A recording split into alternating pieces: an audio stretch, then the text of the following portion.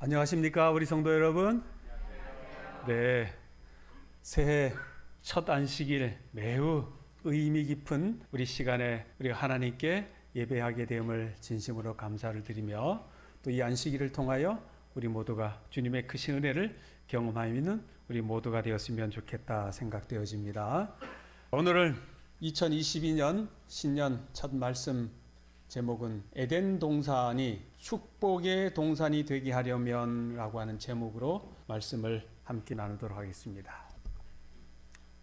에덴 동산 다 아시죠? 에덴 동산 살고 싶으십니까? 네. 그래서 많은 사람들은 Back to 에덴, 에덴으로 돌아가자, 그런 구호도 많이들 외치고 있습니다. 자, 22년 오늘 새해 첫 안식일, 우리 하나님의 은혜가 오늘 여기 참석하신 모든 분들에게 충만히 그렇게 함께 해주시기를 소망합니다. 22년도 이 삼척교회 성도들의 삶의 현장에 에덴의 축복이 넘쳐 흐를 수 있도록 우리 하나님께 기도하도록 하겠습니다. 우리 하나님께서 처음 창조한 아담과 하와를 이 에덴 동산에 살게 하셨죠. 그래서 하나님께서 이 첫 사람에게 살게 하신 이 에덴 동산은 정말 어떤 동산이었을까 우리가 좀 생각해 보아야 하는 것입니다. 태초에 창조하신 이 에덴 동산에는 행복이 있었습니다. 기쁨이 있었습니다. 그곳에는 즐거움이 있었습니다. 그곳에는 아주 풍성함이 있었습니다. 참 좋은 에덴 동산이었습니다. 이 처음 아담과 하와는 이 모든 것을 마음껏 누리며 그 동산에서 살았습니다. 이 첫사람 아담은 하나님과의 관계에서도, 그리고 하와의 관계에서도, 그리고 이 하나님이 창조하신 이 창조의 관계에서도 그들은 행복을 누리며 살았던 거예요. 우리도 이런 에덴의 행복한 삶을 꿈꾸며 지금 살고 있는 거예요. 그렇죠? 에덴 동산이 행복의 동산이 되는 원리는 무엇인가? 오늘 그것을 말씀드리기를 원합니다. 하나님이 창조하셨기 때문에 에덴 동산이 행복의 동산일까? 아마 어떤 분들은 이해하고 대답하실 수도 있어요. 에덴 동산이 행복의 동산이 되는 그 원리는 하나님이 만들었다고 하는, 물론 하나님이 만들으셨죠. 하나님이 만들으셨다고 하는 그러한 장소보다는 관계에 우리가 목표를 두어야 하는 것입니다. 무엇이 에덴의 삶이었는가? 어디에 에덴의 삶이 있는가? 에덴이 되는 그러한 행복은 보이지 않는 하나님과의 관계에서 이룩되어지는 것입니다. 우리가 하나님이 만드신 그 에덴이라고 하는 그 에덴 동산 그 자체가 에덴 동산이 되는 것이 아니라 그 에덴이라고 하는 에덴 동산에 하나님과의 관계가 되어야만이 그곳이 에덴 동산이 된다, 그 말씀인 거예요. 에덴 동산이라고 하는 에덴 동산에서 행복이 사라진 것은 에덴 동산이 아니어서가 아니라 하나님과의 관계가 깨어졌기 때문에 더 이상 에덴 동산이 될 수가 없었던 거예요. 자, 그 예를 좀 설명을 드리겠습니다. 에덴 동산에서 살기만 하면 행복하리라 생각을 하지만 축복의 땅 에덴 동산에도 아담과 하와를 유혹하는 뱀이 있었다고 하는 사실을 기억해야 해요. 어디에도? 에덴 동산에도 사탄이 있었다는 것입니다. 하나님이 첫사람 아담과 하와에게 주신 그 에덴 동산이었지만 그곳에 뱀이 존재했다는 것입니다. 에덴 동산에는 생명나무와 생명수만 있었던 것이 아니라 동산 중앙에 뭐가 있었다는 거예요? 선악을 알게 하는 선악과의 나무도 있었다는 것입니다. 제가 한 설명을 조금 더 드리기 위하여 제 경험을 좀 드리도록 하겠습니다. 여기 보시는 사진은 제가 필리핀 민다나오에 있을 때에 한 3일을 가야 만날 수 있는 아주 깊은 산 부족이었습니다.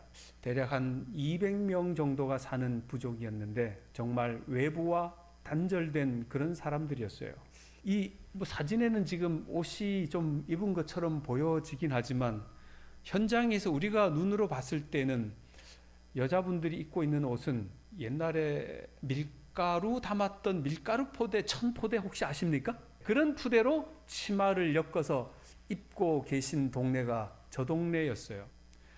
그리고 치마만 그 입었지 여성분들이 대부분 위에 상의는 다 노출하고 살았어요. 우리가 가니까 그나마 이제 뭐 다른 옷을 이렇게 입고 나온 분들도 계셨고, 또 그냥 저기 사진에 보이는 것처럼 전혀 그냥 상의는 저기 노출하고 그냥 나오시는 분들도 있었고 했습니다. 지금 보시는 저기 왼쪽 사진 위에 보면 저기가 그 마을의 회관이더라고요. 저기 마을 회관. 그런데 이제 저 마을 회관인데 저런 집들이 가구 수가 그렇게 많지는 않아요. 그런데 한 집에서, 저런 집에서 대략 한 20명 살더라고요. 한 방에서. 그런데 마을 회관 같은 그 옆에 여기 보이는 오른쪽에 있는 이런 이제 이름을 뭐 제가 거의 기억을 하지는 못해요. 이런 나무가 있었습니다. 저 나무의 열매를 먹으면 이제 죽어요. 독나무예요. 그런데 저 나무가 어디 있는 거 아니? 그 불악 그 회관 옆에 있더라고요. 그래서 매우 궁금했어요. 왜 여기에 이 위험하게 이것을 이 아이들이 많이 다니는데 여기다가 두었느냐. 그분들이 대답을 이렇게 합니다. 이 아이들이 요 동네만 사는 것이 아니라 얼마든지 이 산속으로 나가서 활동하고 하기 때문에 이 아이들이 산속에 누구든지 이 독나무 열매를 먹을 수가 있다는 거예요. 그러니 산속에서 모르고 그렇게 죽는 것보다는 이것이 독나무라고 하는 사실을 이 아이들에게 알리기 위하여 이 마을 회관 이 옆에다가 베어내지 않고 있다는 것입니다. 그 말을 들으니까 충분히 이해가 가는 거예요. 독나무가 이 마을 중앙에 있는 이유를. 결국은 이것이 독나무를, 이 독과일이 사람을 죽이게 하는 것이 아니라 이것이 누구를 보호하는 거예요? 이 동네 아이들을 보호하는 거예요. 이것을 보고 너희들이 저 안에 들어가서 함부로 먹지 말도록 하는 것을, 아이들의 교훈을 하기 위하여 이러한 것을 두었다고 하는 것을 설명을 해주는 들으면서 참 이해가 갔습니다. 선악과가 얼른 생각이 나더라고요. 네, 하나님께서 우리 사람을 여기에 보이는 사진처럼 로봇으로 만들지는 않았습니다. 하나님이 만드신 어떤 동물들에는 그 본능이라고 하는 것을 하나님이 부여해 주셨지만 이 사람에게는 하나님의 형상대로 창조된 그러한 사람에게 이 선택권이라고 하는 이 선택권을 허락해 주신 거예요. 다시 말하면 자유의지이죠. 여러분들이 하나님을 믿을 수도 있고 믿지 않을 수도 있는 자유의지가 있습니까? 네. 여러분들이 오늘 교회에 올 수도 있고 안 올 수도 있는데 오늘 우리가 선택한 것은 뭐예요? 교회에 오는 것을 선택하신 거예요. 동산 중앙에 이 선악과 옆에서 분명히 이 사람들은 순종과 불순종을 선택할 수 있는 권리를 주신 거예요. 그래서 그들은 선악과를 먹고 하나님께 불순종하든지 그렇지 않으면 그것을 바라보면서 하나님께 순종하든지를 우리는 선택을 해야 하는 것이었습니다.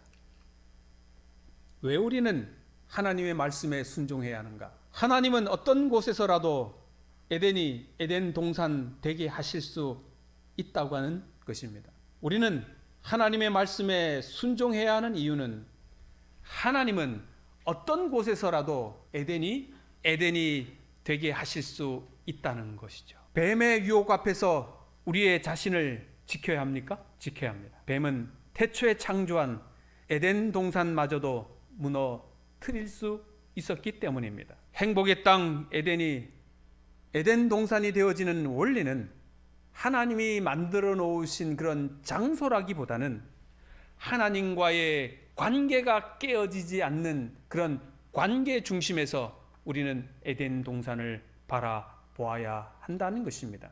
아담이 언제부터 불행했는가? 에덴 동산에 쫓겨나면서부터 불행했는가? 아니면 에덴 동산의 안에 있을 때 그때 불행했는가? 얻은 게 맞는 답입니까?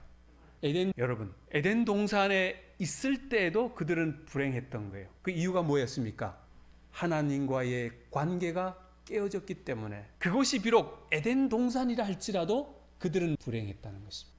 즉 다시 말하면 오늘 여러분과 저가 다시 에덴 동산으로 돌아가기를 원한다고 하면 그런 어떤 장소 중심의 관계에서 우리가 에덴 동산으로 들어가는 것이 아니라 하나님과의 관계에서 에덴 동산으로 회복해야 한다는 사실이에요. 다시 말하면 이곳이 에덴 동산이 될 수가 있다는 것입니다. 여러분들의 가정이 그곳이 에덴 동산이 될 수가 있다는 거예요.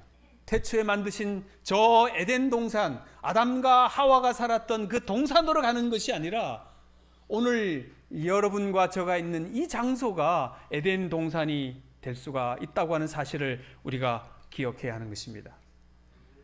하나님의 말씀에 불순종함으로 하나님과의 관계가 깨어졌을 때 에덴이 더 이상 에덴 동산의 역할을 할 수 없게 됐던 것을 우리는 기억해야 하는 것입니다. 하나님과의 관계를 잘 붙들면 하나님은 그 어떤 곳에서도 우리의 삶의 축복의 에덴이 되게 하실 수 있다는 것입니다. 그러니 장소를 찾는 여러분과 저가 되는 것이 아니라 하나님과의 관계를 회복하는 여러분과 저가 되기를 소망합니다. 산 위에 올라가면 태백이라고 하는 동네는 두 개의 강 발원지가 나오죠. 하나는 낙동강 발원지 황지연못. 가보셨습니까? 안 가보신 분 계십니까? 누구요? 예, 저랑 같이 가보십시다. 한강 발원지는 검룡소죠. 가보셨습니까? 안 가보신 분 계십니까? 네, 좋은 동네에 살고 있어요. 한국의 4대강 하면 한강, 낙동강, 금강, 영산강, 이 4대강이 있는데 이 두 개의 강 발원지가 바로 우리 이웃에 태백에 있다고 하는 거죠. 에덴에도 4대강이 있었습니다. 비손, 기혼, 히데겔, 유브라데 이렇게 4대의 강이 있었습니다. 이 강이 에덴 동산을 흘러가고 있었어요. 자, 그 4대강 중에 첫 번째 이 비손이라고 하는 강, 이 비손강은 뛴다라고 하는 의미의 강입니다. 뛴다고 하는 것은 적극적이고 왕성함 그리고 열심히 있는 그러한 내용이죠. 누워 있는 것보다는 앉아 있는 것이 훨씬 활발해 보입니다. 앉아 있는 것보다는 걷는 것이 더 역동적이고 걷는 것보다는 뛰는 것이 더 왕성해 보이죠. 대부분의 사람들이 그 삶의 목적은 좀 더 편안히, 좀 더 안락하게 하는데 그 목적이 있어요. 그래서 문명이 발달하면 할수록 발달한 곳이면 곳일수록 그들의 삶은 더 편하다 그렇게 말하는 것입니다. 어쩌면 이것은 우리의 목표는 더 게을러지기 위한 목표일 수 있는 거예요. 문명의 발달이. 우리가 과거로 돌아가 보면 다 힘들게 노동을 해서 그렇게 했는데 지금은 그렇게 힘들게 노동을 하지 않아도 편안하게 우리가 살잖아요. 그죠? 그러니 우리가 더 열심히 있게 일을 하느냐? 그건 아니라는 거죠. 더 뭐 해졌다는 거예요? 결국은 더 게을러졌다. 그렇게 표현하는 거죠. 현대사회는 대부분 이런 열심적인 것들이 사라지고 있는 게 현실인 것 같아요. 그래서 시간이 갈수록 사회는 편안함과 안락을 추구하고 있는 게 현실인 것 같습니다. 비손강의 이름의 뜻이 뭐라고 그랬습니까? 뛴다. 예. 이사야 9장 7절에 있는 말씀은 이렇게 말씀하십니다. 만군의 여호와의 열심히 일을 이루시리라. 하나님은 열심히 일하시는 분이세요. 아멘입니까? 하나님은 참 부지런한 분이십니다. 하나님의 품성이 신실하시며 열심히 있으십니다. 열심히 특심하신 하나님이라고 하였습니다. 하나님은 자기의 온갖 능력을 가지고 있으시면서도 결코 그분은 게으른 법이 없으신 거예요. 히브리서 11장 6절은 이렇게 기록하고 있습니다. 우리 함께 읽어보겠습니다. 믿음의 시작.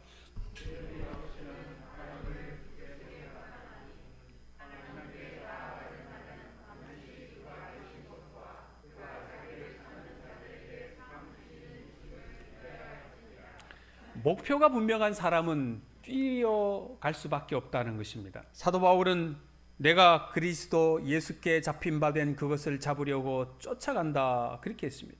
하나님만 바라보고 가는 것입니다. 비손의 은혜는 과거보다는 미래를 사는 사람들의 모습 속에 있는 거예요.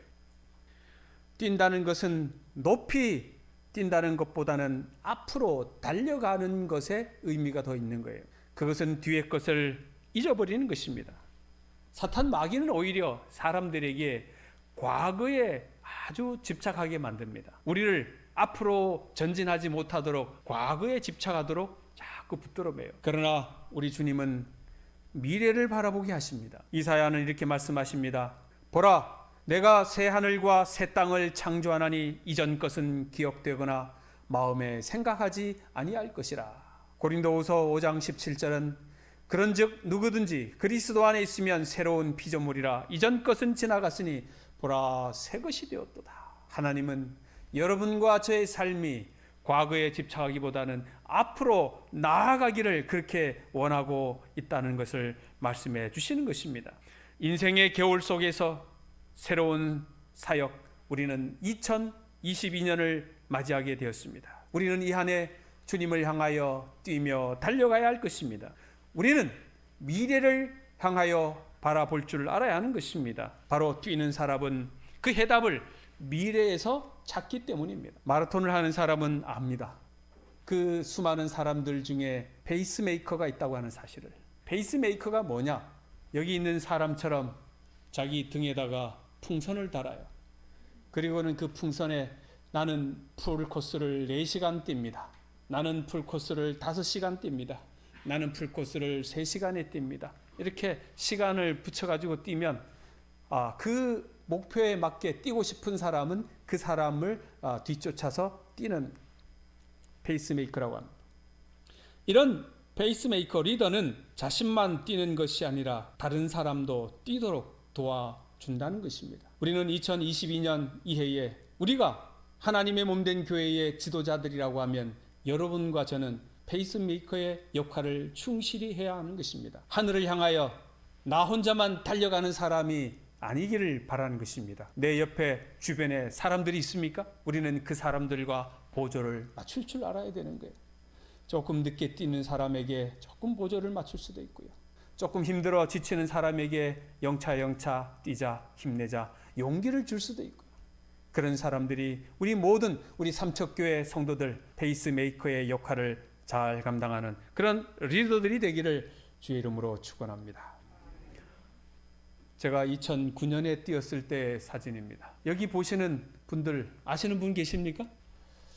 제가 저 할머니를 중간에 모시고 찍은 이유가 있는데 저분이 저때 나이가 딱 70이었습니다. 70이었는데 풀코스를 완주한 거예요. 하도 기가 막혀가지고 할머니 연세가 어떻게 됐습니까? 70입니다.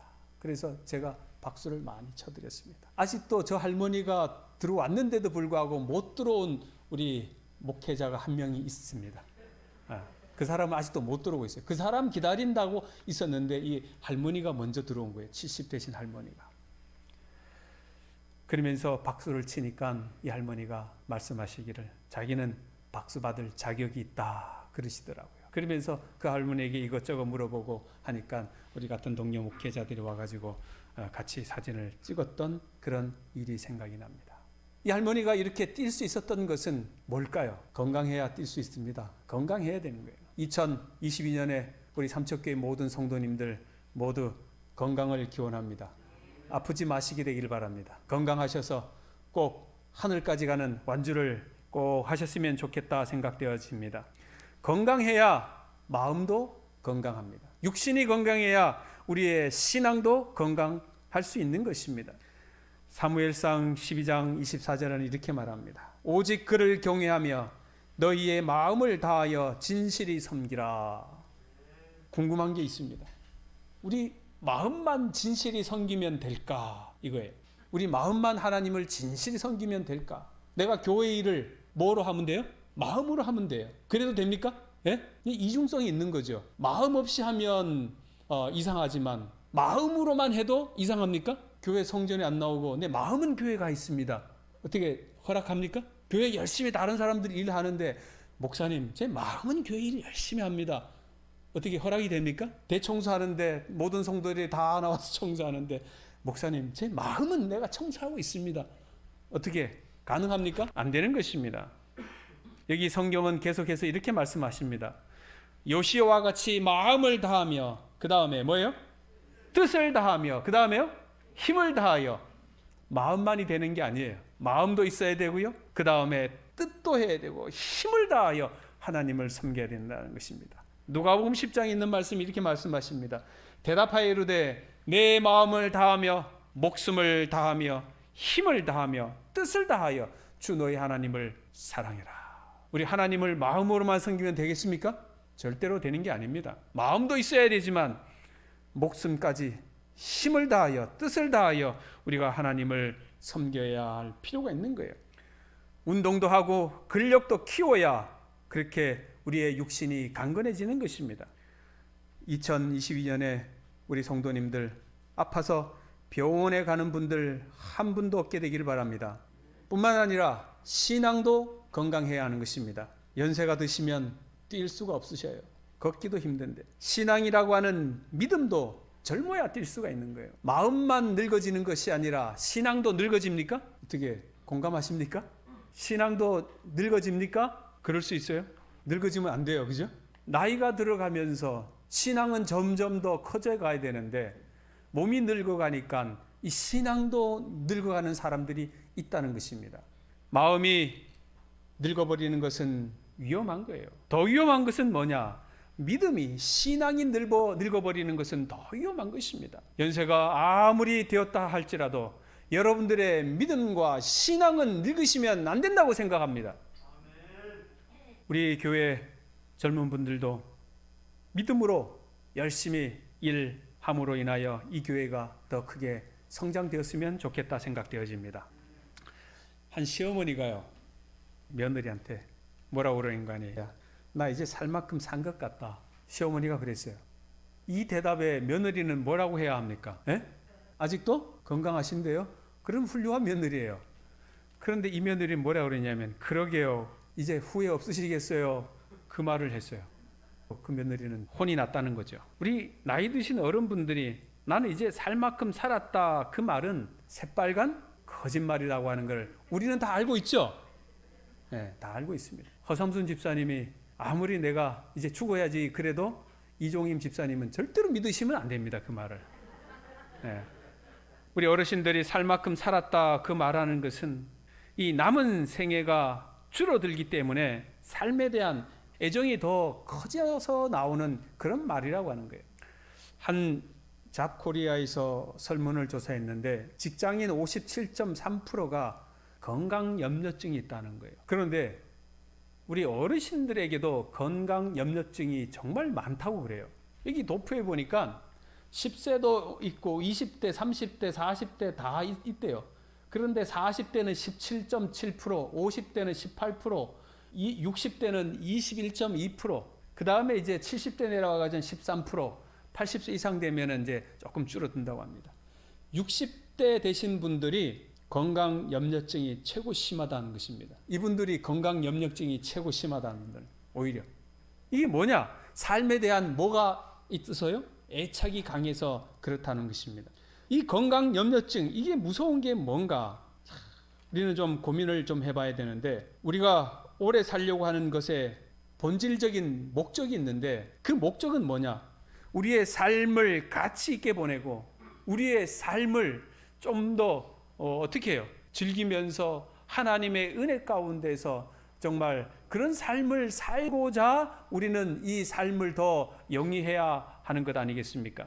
그런데 건강염려증을 가신 분들의 문제는 뭐냐면 지나치게 자기 생존에 집착한다는 것입니다. 다른 말로 하면 영혼 없는 영화에 나오는 좀비 비한 거죠. 그래서 한 조사에 의해서 이런 질문을 했답니다. 어르신들한테 앞으로 20년 무병장수하는 것 이제 보장하겠습니다. 어떻게 좋습니까? 좋죠. 그러니까 이 어르신들이 이제 그러면 당신들 뭐 어떻게 하고 싶습니까? 그렇게 물은 거예요. 그러니까 이 어르신들이 다 대답은 하지 못하고 결국 하는 말이 그냥 건강하게 살다 죽고 싶습니다. 그 말만 하는 거예요. 앞으로 20년 당신들을 건강하게 정말 이 무병장수하며 살도록 보장해 주겠다 그랬는데 그러면 뭐 하면 살겠습니까? 그러한 질문에 거기에 삶의 목적은 없는 거예요. 뭐만 있어요? 그냥 사는 거예요. 왜 건강하게 살고 싶은지, 무엇을 하기 위하여 건강이 필요한지가 없는 거예요. 그것은 무섭고 슬픈 마음의 병인 것이에요. 바로 그러한 것들이 어르신들에게 찾아오는 건강 염려증이라고 하는 것입니다. 우리 모든 성도님들은 이런 건강 염려증에서 해방되시게 되기를 바랍니다. 우리가 살아가는 삶의 목적이 분명하고 또 나의 존재에 대한 이유가 분명하다고 하면 하나님께서는 우리에게 건강을 주실 뿐만 아니라 우리를 오래 살도록 하나님께서 수명을 연장해 주시리라 저는 확신합니다. 여호수아 14장 10절은 이렇게 말합니다. 오늘 내가 85세로 돼 모세가 나를 보내던 날과 같이 오늘도 내가 여전히 강건하니. 이렇게 하나님께 사명을 받은 사람은 나이가 85세라도 그가 강건할 수가 있다고 하는 사실입니다. 주님 안에 사명을 가지시고 주님 안에 분명한 목적을 가지시고 여러분들 인생 사시게 되길 바랍니다. 그냥 다만 수명이 두려워서 죽음이 두려워서 그렇게 사는 삶이 결코 되지 않게 되기를 소망합니다. 비손강은 이름의 뜻은 분명히 뛴다, 그렇게 말씀을 제가 드렸습니다. 잠언시 4장 12절에 이렇게 말씀합니다. 다닐 때에 내 걸음이 곤고하지 아니하겠고 달려갈 때에 실족하지 아니하리라. 여러분들의 삶이 꼭 그렇게 되었으면 좋겠습니다. 나의 달려갈 길과 주 예수께 받은 사명 곧 하나님의 은혜의 복음을 증언하는 일을 마치려 하면은 나의 생명조차 조금 더 귀한 것으로 여기지 아니하노라. 디모데후서 4장 7절은 나는 선한 싸움을 싸우고 나의 달려갈 길을 마치고 믿음을 지켰다. 우리 사랑하는 성도 여러분, 여러분들의 믿음의 삶이 이러한 삶이 꼭 되시기를 주의 이름으로 축원합니다. 2022년 우리는 이제 함께 믿음의 경주를 뛰어야 합니다. 우리 함께 뛰어보지 않으시겠습니까? 앉아 있는 것이 아니라 우리는 일어서야 하고, 우리는 서 있는 것이 아니라 우리는 주님이 우리에게 보여주신 그 비전을 향하여, 그 목적을 향하여 뛰어가야 하는 것입니다. 우리의 목적은 어떤 장소 중심이 아닌 하나님과의 관계 중심으로 우리는 돌아가야 하는 것입니다. 하나님께서 여러분과 저를 또 지켜주시고 2022년도에 새로운 이 한 해에 하나님과 끈끈한 관계를 맺으시고 우리 성도님들과 올바른 관계를 맺으시고 믿음 안에서 승리하셔서 2022년도가 우리 모두에게 하나님의 큰 복의 통로가 되는 여러분과 저가 되기를 간절히 바라며 2022년 신년 첫 말씀을 드리도록 하겠습니다.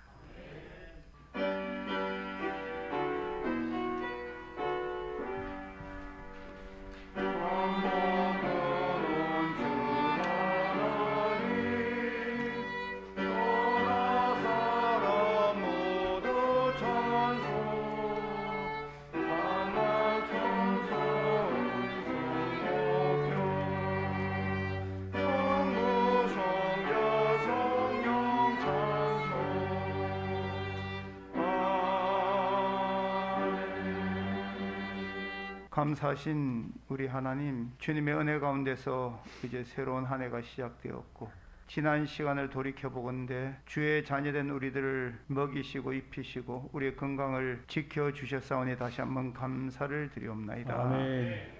이제 하나님의 사랑을 힘입은 백성들이 감사함으로 헌금에 참여하였사오니 드려진 헌금이 하나님의 사업에 하나님의 이름을 영화롭게 하는 일에 귀하고 가치 있고 많은 결실을 내는 귀한 헌금으로 쓰여질 수 있도록 축복을 다하여 주시옵소서. 주의 백성들 마음엔 더욱더 이타적인 마음으로 하나님의 성품을 배워가는 축복의 경험 있게 하여 주시옵시기를 예수님 이름으로 감사하고 기도드리옵나이다. 주를 안보하는 자 올라가 독수리같이 은혜 안에 뛰놀며 주의 영광 보리라. 올라가 독수리같이 늘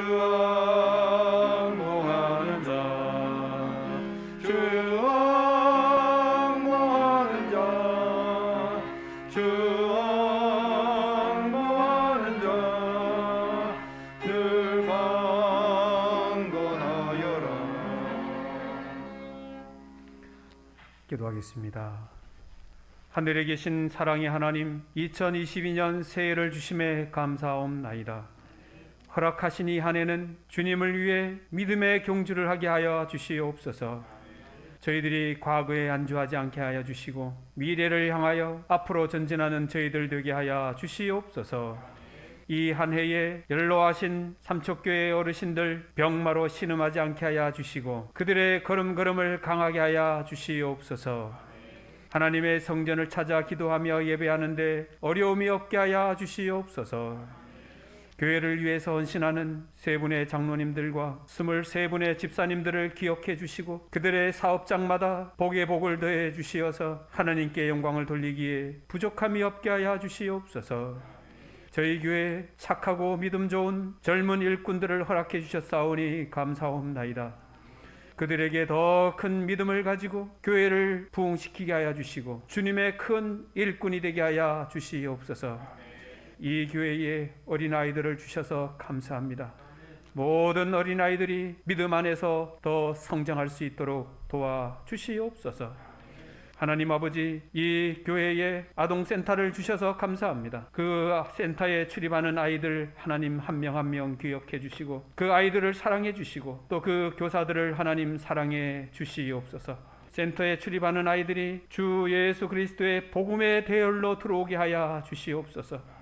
우리 삼척 자활센터를 허락해 주셔서 감사합니다. 그곳에 일하는 주의 종들에게 이 한 해 크신 복을 허락하여 주시고 그곳을 통하여 복음의 어장이 되게 하여 주시옵소서.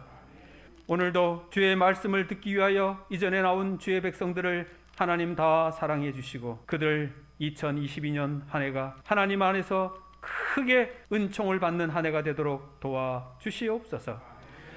이제는 하나님의 크신 은혜와 주 예수 그리스도의 십자가의 사랑과 성령의 교통하여 주심이 오늘 예배에 참석한 모든 성도들 위해 함께하여 주시기를 축원하옵나이다.